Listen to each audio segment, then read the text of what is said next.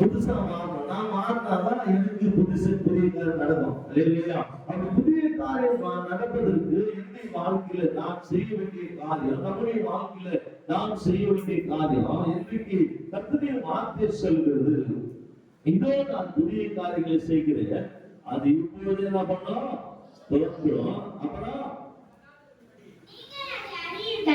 நீங்கள் அதை அறிவீர்களா? நல்லா கவனிங்க.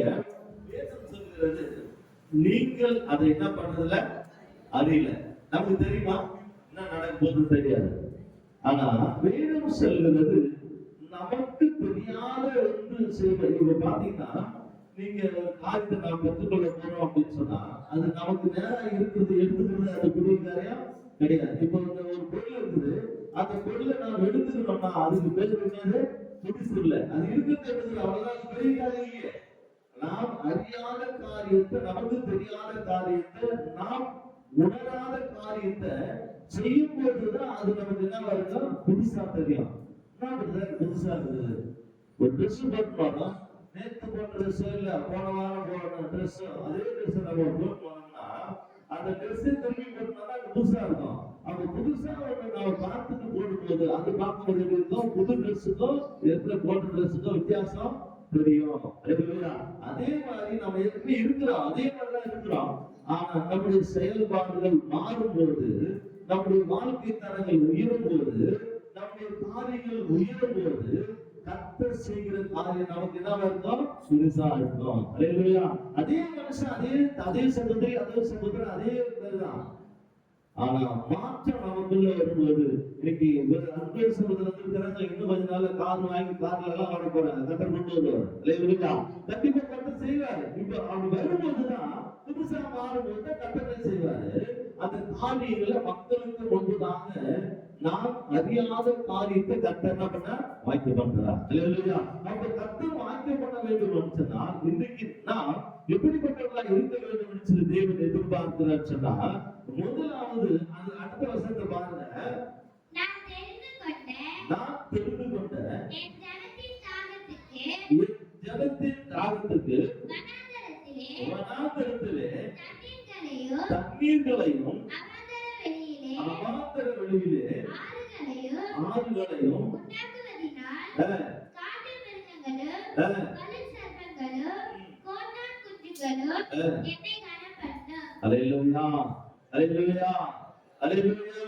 வேதம் சொல்கிறது மிக அருமையான வார்த்தை. இங்க சொல்றாரு பாத்தீங்கன்னா, என் ஜனத்துக்கு என்ன பண்றாங்கன்னா தாகத்துக்கு தண்ணி கொடுக்குறாங்க. எங்க கொடுக்குறாங்க? நல்ல கவனிக்க.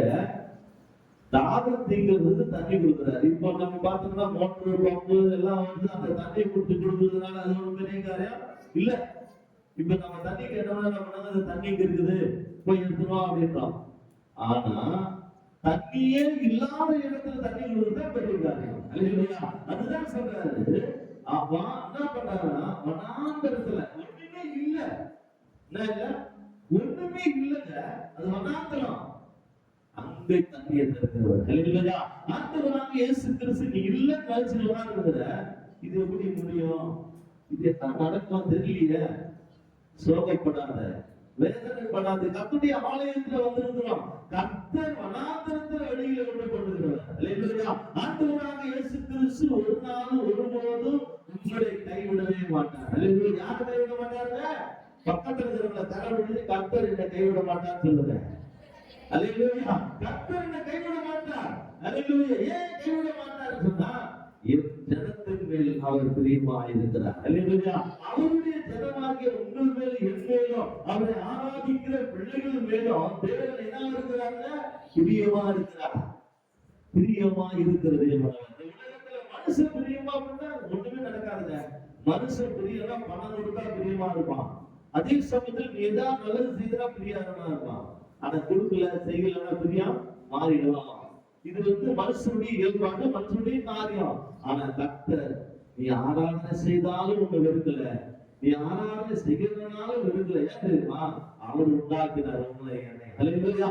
தெய்வம் உண்டாக்கினபடினாலதான் நீங்க நேரத்தில் பாத்தீங்கன்னா இந்த வேதத்திலே நாம் பார்க்கிறோம். ஒரு அப்பனுக்கு 2 பிள்ளைங்க இருந்தாங்க. ஒருத்தர் என்ன பண்ணா, எப்ப என் சொத்தெல்லாம் கொடு நான் போயிட்டான், எல்லாத்தையும் எடுத்துட்டு போயிட்டான். எல்லாத்தையும் அழிச்சுட்டான்.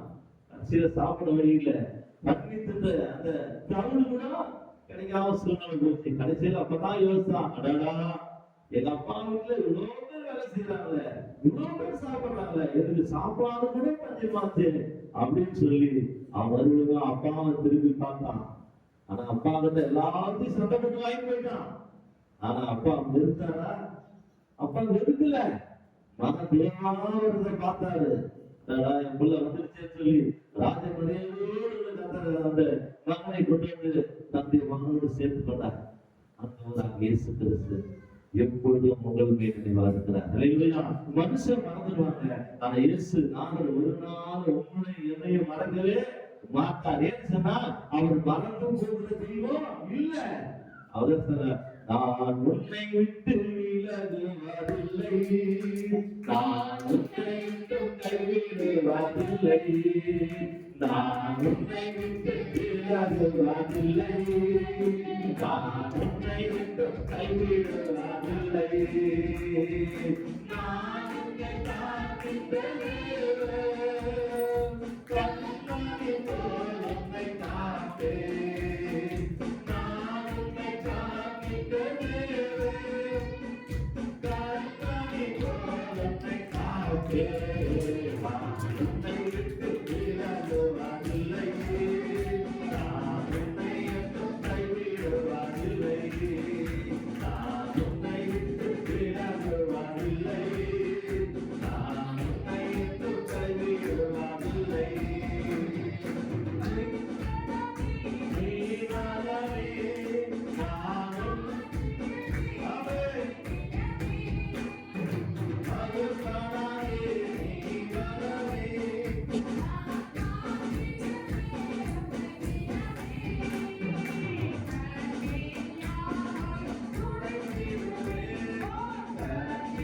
யாவையும் துடைத்திடுவே, கவலைகள் யாவையும் போக்கிடுவே, கவலைகள் யாவையும் போக்கிடுவே, நான் உன்னை விட்டு விலகுவதில்லை, நான் உன்னை என்றும் கைவிடுவதில்லை, நான் உன்னை விட்டு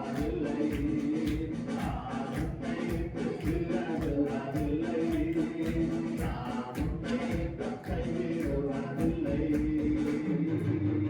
அல்லேலூயா, அல்லேலூயா. தேவனாகிய கர்த்தர் வாக்குத்தத்தம் பண்ணியிருக்கிறாங்க. இந்த உலகத்துல தெய்வம் ஒருவர் இருந்துச்சுன்னா அதை இயேசு தெய்வம் தான். அவர் தான் சொன்னார், நான் உன்னிடத்து விலகுவதில்லை, உன்னை கைவிடுவதில்லை. அந்த தெய்வமாகிய ஆண்டவராகிய இயேசு கிறிஸ்து சொல்லியிருக்கிறார், வனாந்தரத்தில் தண்ணீர் தர சொல்லியிருக்கிறார். அல்லேலூயா. ஒன்றுமில்லாத இடத்துல எதுவுமே இல்லை, ஆனா தண்ணீரை வர செய்கிறவர். அல்லேலூயா. காற்றையும் பார்க்க மாட்டேன், என்ன பண்ண மாட்டேன், எதையும் பார்க்க மாட்டேன், ஆனா தண்ணீர்கள் நிரப்பப்படும். உன்னுடைய வாழ்க்கையில் எல்லாம் நிரப்பப்படும். உங்க வீடுகளில் ஆசீர்வாதம் வரும். விதவை வீட்டை ஆசீர்வதித்தா, கடனாக இருந்த அந்த கடன் வீட்டை கர்த்தர் ஆசீர்வதித்தா. இன்றைக்கு உங்களை கடனை வாழ்க்கை சூழ்நிலையை கர்த்தர் மாற்ற விரும்புகிறார். அல்லேலூயா. ஒருவேளை கவலைப்படாத, எந்த சூழ்நிலையும் உன்னை சேதப்படுத்தவே படுத்தாது. ஏன்னு சொன்னால் தெய்வம் ஆண்டவராகிய இயேசு கிறிஸ்து ஒருவரும் நம்மை கைவிடவே மாட்டார். அல்லேலூயா. இந்த தெய்வத்தை யாரெல்லாம் சாப்பிடுகிறோமோ அந்த தெய்வம் ஒரு நாள் ஒருவரும் ஒரு மனுஷனையும் அது விடுதே விடாது. ஏன் தெரியுமா? அவர் சொன்னாரு, தாயின் வயிற்றிலே ஒண்ணு நான் என்ன பண்ணிருக்கிறேன், பார்த்திருக்கிறேன். தாயின் வயிற்றிலே உருவாகும் முன்னே என் கண் கண்டதுக்கு சொல்றேன். ஆண்டவராகிய இயேசு கிறிஸ்து இந்த தெய்வம் இன்னைக்கு தாங்க எல்லாமே வந்துருச்சு. கேமரா வந்துருச்சு, சிசிடிவி, அந்த டிவி, எல்லா டிவியும் வந்துருச்சு. ஆனா தெய்வம் வானம் பூமி உண்டாக்கி அதற்கு மனுஷனை உண்டாக்கி அந்த மனுஷனை அவர் உருவாக்கி வைத்திருக்கிறவர் சொல்கிறார். தேவனுடைய கண் என்ன பண்ணிச்சா, கர்ப்பத்தை கண்டது. உருவாக முன்னே கர்த்தர் பார்த்திருக்கிறார். அந்த தெய்வம் உங்களை என்னை ஒரு நாளும், அது மாத்திரமல்ல, இயேசுவை ஆராதிக்கிற பிள்ளைகளும் இயேசுவை ஆராதிக்காத பிள்ளைகளை கர்த்தர் விட மாட்டார். ஒரு நாள் வரும்னு சொல்லுவாங்க. அந்த தோட்டக்காரன் சொல்றது போல அந்த தோட்டத்தை எஜமான் சொல்றான், இடத்தை எஜமான் சொல்றான், எப்பா இந்த எஜமான் வந்து பாக்குறான், இந்த வருஷம் மரம் நட்டு 5 வருஷம் வந்து திரும்பி வரான், வந்து பாக்குறேன் ஏதாவது கனி இருக்கோ, பழம் நல்லா இருக்குது, மரம் என்ன இருக்குது, பச்சை பச்சையே இருக்குது, கனியை காணும், அதுல என்ன இல்லை, கனி இல்ல. உட்கார்ந்து இருக்கிற திருச்சபை மக்களை உங்களை பார்த்து ஆண்டவர் கேட்டார் ஒரு வார்த்தை, நல்லா இருக்கிறீங்க, கனி இல்லைன்னு சொன்னா ஒண்ணுமே பண்ண முடியாது. அப்ப என்ன சொல்லுன்னா, வெட்டி போடுத இது இந்த இடத்தையும் இருக்குது, ஜனங்களையும் கருது, வெட்டி போடுன்னு சொல்றாரு. தனி கொடுக்கிற வாழ்க்கை தான் கிறிஸ்து இயேசுவுக்கு தேவை. அல்லேலூயா. தனி கொடுக்காத தேவை இல்லையே இல்ல. நீ இருந்தாலும் இடத்தை கெடுக்காத, வேஸ்ட் போயிடு, தேவையில்லை. தனி கொடுக்கலன்னா நீ என்ன இல்ல, வேஸ்ட். அந்த இடத்து எஜமா சொல்றான், எப்பா நான் மரத்தை நட்டுட்டு போன 5 வருஷம் ஆச்சு, 10 வருஷம் ஆச்சு, இவ்வளவு நாளா பார்த்துருந்தேன், வெறும் இலை நல்லா ஜெயிலுது, நல்லா செழிப்பா இருக்குது, ஆனா என்ன இல்ல, தண்ணி இல்ல.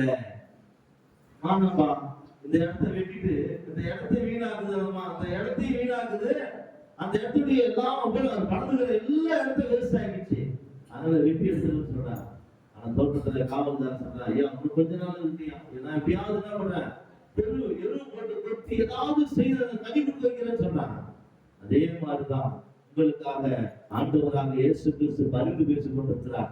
நானும் உங்களுக்காக பரிந்து பேசிக்கொண்டு, இன்னும் கனி கொடுப்பீங்க, இன்னும் கனி கொடுப்பீங்க, இன்னும் மாறுவீங்க, இன்னும் மாறுவீங்க, இன்னும் மாறுவீங்க அப்படின்னு சொல்லி நானும் சொல்லிக் கொண்டுதான் இருக்கிறேன். ஆனா கர்த்தர் ஒரு நாள் உங்களை கனி கொடுக்க வைக்க செய்வார். அல்லேலூயா.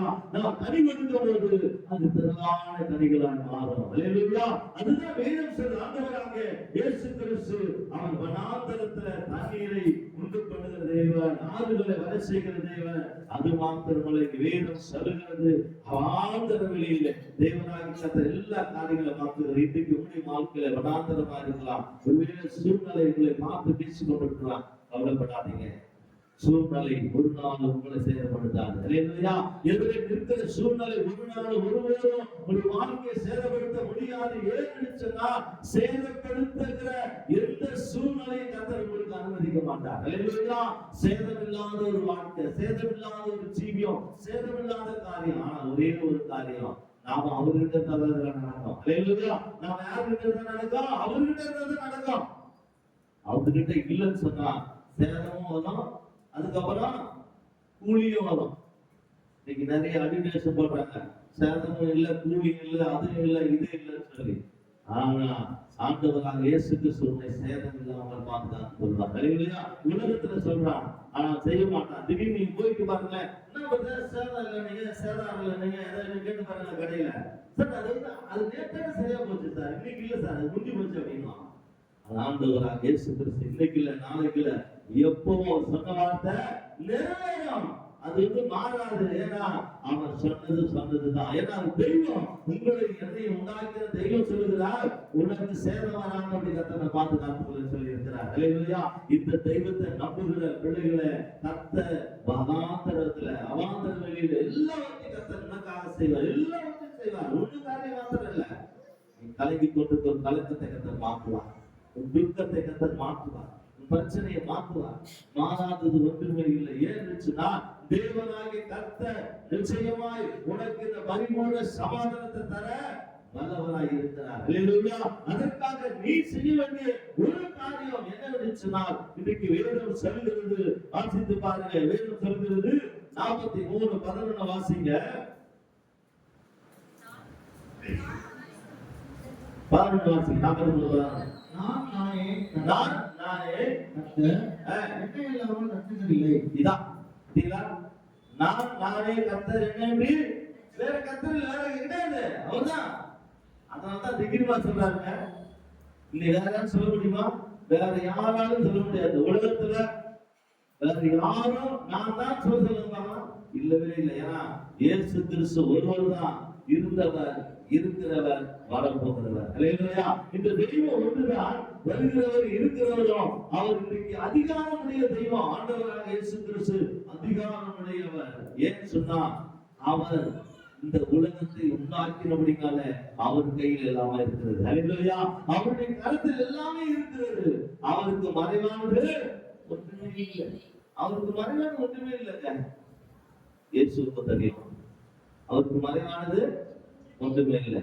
ஒரு கதையை சொல்லி நான் முடிச்சிருவேன், நிறைய நாள் முடியல. ஒரு அதிபதி நினைச்சா நிறைய சொத்து, எக்கச்சக்கமான சொத்து வச்சுக்கிறாரு, பயங்கரமான சொத்து. அவருக்கு யாருமே கிடையாது. அவருக்கு கொள்ள குட்டி கிடையாது, யாருமே கிடையாது. அவரு ஒரு தனி மனுஷன் அந்த சொத்தை வச்சிருக்கிறாரு. நல்லா கட்டி காப்பாத்து, நல்லா பாதுகாத்து அந்த சொத்தை என்ன பண்ணி வச்சிருந்தாரு. இந்த சொத்தை யாருக்கு கொடுக்கணும்? அவர் மறிக்க போற தருவாய் வந்துருச்சு இல்லையா?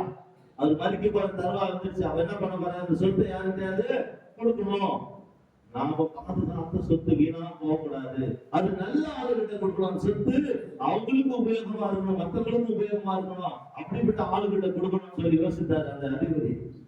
அவர் என்ன சட்டம் போட்டாரா, நான் இந்த சொத்தை ஒரு ஆளுகிட்ட கொடுக்க போறேன், இதுக்கு தகுதியான ஆள் யார் இருந்தாலும் வாங்க, உங்களுக்கு நான் சொத்தை கொடுக்குறேன்னு சொல்லி அவர் பேப்பர்ல நியூஸ்ல எல்லாத்தையும் சொல்லிவிட்டார். சொன்ன உடனே நிறைய பேர் வந்தாங்க. எவ்வளவு பேர் அதிபதி இவர் மாதிரி கொஞ்சமான சொத்து வச்சுக்கிறது, கம்மியா இருக்கிறவங்க, ஏழை, நிறைய பேர் வந்தாங்க. எல்லாம் வந்து வந்து வந்து வந்து பார்த்துட்டு போயிட்டாங்க. யாரும் அவர் சொல்ற நிபந்தனை என்ன பண்ண முடியல, செய்ய முடியல. எல்லாம் போயிட்டாங்க. 2 பேர் வந்தாங்க. ஐயா நான் செய்யறேன் அந்த வேலையை, என்ன சொல்லுங்க, நான் என்ன பண்ணணும்னு சொல்லுங்க அப்படின்னா. தம்பி ஒன்றும் இல்லை, ஒரு பழத்தை எடுத்து கையில கொடுத்து அவங்கள்ட்ட ஒரு பழம், இவங்கள்ட்ட ஒரு பழம் கொடுத்தாரு. இந்த பழத்தை 2 பேரும் என்ன பண்ணுங்க, யாருமே பார்க்காம சாப்பிடுவாங்க அப்படின்னு நினைச்சாங்க. யாருமே பார்க்க கூடாது. சாப்பிடறத நீ சாப்பிட யாரும் பார்க்க கூடாது. அதுதான் சாப்பிட வேண்டிய பழத்தை கொடுத்து அனுப்புனாரு. 2 பேரும் போனாங்க. போயிட்டு போய் நேரம் உங்களுக்கு திரும்பி 2 பேர் வந்தாங்க. ஒருத்தர் வந்து சொன்னா, ஐயா நான் சாப்பிட்டியா பழத்தை? என்னப்பா சாப்பிட்டேன், என்ன பண்ண, எப்படி பண்ண? ஐயா நான் வீட்டுக்கு போனேன், எங்க வீட்டுல என் ஒய்ஃப் வேலைக்கு போயிட்டாங்க, பிள்ளைங்க ஸ்கூலுக்கு போயிட்டாங்க, வீட்டுல இருந்து எல்லாரும் வெளியே போயிட்டாங்க, நான் மட்டும் தான் இருந்தேன். அப்ப என்ன பண்ணேன், நான் உள்ள போனேன். முதல்ல போனா அந்த தெருவு கதவு சாத்தினேன், அந்த கதவு ஜன்னல்லாம் சாத்திட்டேன். அடுத்த ரூமுக்கு வந்தேன், அந்த ரூம்ல இருக்கிற கதவெல்லாம் சாத்திட்டேன். கிச்சன் கதவு சாப்பிட்டேன், எல்லாத்தையும் சாத்திட்டேன். வெளியே வந்து கேட்ட சாத்திட்டேன், எல்லாம் சாத்திட்டு இருட்டாக்குது. நான் உட்கார்ந்து என்ன பண்ண பார்த்தேன், சாப்பிட்டு விட்டேன் அப்படின்னாங்க. சூப்பர்ப்பா அப்படின்னா. இன்னொருத்தனை கூப்பிட்டு கேட்டேன், தம்பி நீ என்னப்பா பண்ண? நான் பழத்தை பழத்தை கையில வச்சிருக்கேன். ஏன்பா நீ சாப்பிடலையா பழத்தை? சாப்பிடலையா? ஏன் சாப்பிடல? நான் வீட்டுக்கு போனேன். அதே மாதிரி வீட்டுக்கு போனேன், அந்த கதவு சாத்தினேன், ஜன்னல் சாத்தினேன், எல்லாத்தையும் சாப்பிட்டு நான் வீட்டுல போய் கதவு லைட் கூட போடல, எல்லா லைட் ஆஃப் பண்ணிட்டு உட்கார்ந்து பழத்தை எடுத்து சாப்பிடலாம்னு நீ பார்த்தையா? என்ன ஒருத்தர் பார்த்தனே தரையா, அதனால எத்தனை பழத்தை அப்படின்னா என்ன ஒருத்தர் பார்த்தனே தரு. யாரும் சாப்பிடாத சொன்னீங்க, ஆனா என்ன ஒருத்தர் பார்த்துருக்கிறாரு, அதனால எத்தனை பழத்தை அப்படின்னா எல்லாம் அதான் சொல்றாரு. நான் எங்க பண்ணாலும் பாதாளத்துல பண்ணாலும் நீங்க அங்க இருக்கீங்க அப்படின்னு சொல்லி அந்த வேத சங்கீதக்காரர் சொல்லுறது போல அந்த மனுஷன் கொண்டு போன காலத்தை திருப்பி கொடுத்தான். அப்பதான் சொன்னாரு, சொத்தை அனுபவிக்கக்கூடிய ஒரு திறமை யாருக்கு இருக்குது? இவங்களுக்கு தான். ஏன்னா கர்த்தருக்கு பயப்படுகிறவங்களுக்கு தான் அது தெரியும், இல்ல யாருக்கும் தெரியாது, வேற யாருக்குமே தெரியாதுங்க. அவ்வளவு பெரிய சொத்தை அனுபவிக்கணும்னா, அவ்வளவு பெரிய சொத்தை நமக்கு வரணும்னா, ஆனா நமக்கு பயப்படுகிற தெய்வம் இருக்கிறார் என்பதை அவன் அறிந்திருந்தான். அந்த சொத்தை போல அவன்கிட்ட கொடுத்துட்டாப்பா, நீ சந்தோஷமா இது அப்படின்னு சொல்லி அனுப்பினாங்க. இன்னைக்கு உங்களோட எண்ணெயை கத்த சந்தோஷமா இருக்க உதவுகிறார். ஆனா உங்களை ஒருத்தர் பார்த்துட்டு இருக்கார் இல்லையா? உன்னை ஒருத்தர் பார்க்கிறார். நீ எதாவது தெரியல நினைக்கிற, உங்களுக்கு தெரியல, ஆனா அவங்களை பார்த்துட்டே இருக்கிறார் இல்லையா? அவருக்கு மறைவானது ஒன்றுமே இல்லை. அவர் எல்லாவற்றையும் பார்த்திருக்கிறார். உண்மை அவர் கையில வச்சிருக்கிறார். அவர் எப்படி எல்லாம் உன்னை வணைய நினைக்கிறாரோ அப்படியெல்லாம் வணைவார். ஆனா நீ வணைய மாட்டேன்னு சொன்னீங்கன்னா நீதான் கஷ்டப்படணும். அவர்கிட்ட நீ வணைய மாட்டேன், நான் அப்படிதான் இருப்பேன் அப்படின்னு சொல்லுவாரு. ஒன்னும் சொல்ல மாட்டாரு. நல்லா கவனிங்க, நான் இப்படிதான் இருப்பேன் அப்படியே இருப்பான்னு சொல்லிடுவாரு. ஆனா அவருக்காக நீ உன்னை வணைஞ்சினா அவர் உன்னை உயர்த்துவார் இல்லையா? நீ அவருக்காக உன்னை நீ புரிய வைக்கும் போது, வணையும் போது அவர் உன்னை புகழம் பண்ணுவார் இல்லையா? அந்த புகழம் பண்ணுகிற தெய்வத்திற்கு நீ இருக்கிறத மறந்துடாம இன்னைக்கு தெய்வத்துக்கிட்ட நான் இருக்கிறேன் என்பதை இன்னைக்கு நான் உணர்கிறோமானா கர்த்தர் உன் வாழ்க்கையில் இருக்கிற வனாந்தர வாழ்க்கையை மாற்றுவார். உன்னுடைய போராட்டமான வாழ்க்கையை மாற்றுவார். உன்னுடைய உபத்திரவத்தை மாற்றுவார், பிரச்சனையை மாற்றுவார். இல்லாதவைகளை கர்த்தர் உனக்காக தடைகளை உடைத்து கர்த்தர் கொண்டு தருவார். அல்லேலூயா. என்று சொன்னால் அவர் இல்லாதவைகளை தருகிற தெய்வம். அவர் அல்லேலூயா. இல்லாதவைகளை இருக்கிற மாதிரி அழைக்கிற தெய்வம். இயேசு சொன்னார், இல்லாதவைகளை இருக்கிற மாதிரி செய்கிறார். அந்த தெய்வம் இன்றைக்கு உங்களோடும் என்னோடு கூட இருக்கிறார். இந்த உலகத்துல யாரெல்லாம் தெய்வத்தை ஆராதிக்கிறார்கள், இயேசு என்கிற தெய்வத்தை ஆராதிக்கிறார்களோ அவர்களோடு கூட இருக்கிற தெய்வம் இன்றைக்கு உங்களை பார்த்து சொல்லுகிறார், கலங்காதே மகனே, கலங்காதே மகளே, கர்த்தர் உன் வாழ்க்கையை மாற்ற விரும்புகிறார், உன் சூழ்நிலையை மாற்ற விரும்புகிறார், உன்னுடைய செயல்பாடுகளை மாற்ற விரும்புகிறார், உன்னுடைய காரியத்தை கர்த்தர் என்ன செய்ய போகிறார், மாற்ற போகிறார். அல்லேலூயா. மாற்ற வேண்டும் நினைச்சார். நாம் செய்ய வேண்டியது ஒன்று. அதுக்கப்புறம் பாருங்க 13-14 மாசத்து முடிக்கிற வேதம் வாசிக்க 13 வாசிக்க 43-13-14. நான் உண்டாவதற்கு முன்னும் நானே இருக்கிறேன், என் கைக்கு தப்புவிக்கத்தக்கவன் இல்லை. அல்லேலூயா. ஆமென். அல்லேலூயா. பாத்தீங்களா கர்த்தருடைய வார்த்தை. நான் செய்கிறது யார் செய்ய முடியும்? யாருமே செய்ய முடியாது. அவர்தான் ராஜாதி ராஜா. ராஜா வருகிறார், ராஜ்யத்தோடு இயேசு வருகிறார், எதிர்கொண்டு செல்லுவோம். ராஜா வருகிறார், ராஜ்யத்தோடு இயேசு வருகிறார், எதிர்கொண்டு செல்லுவோம்.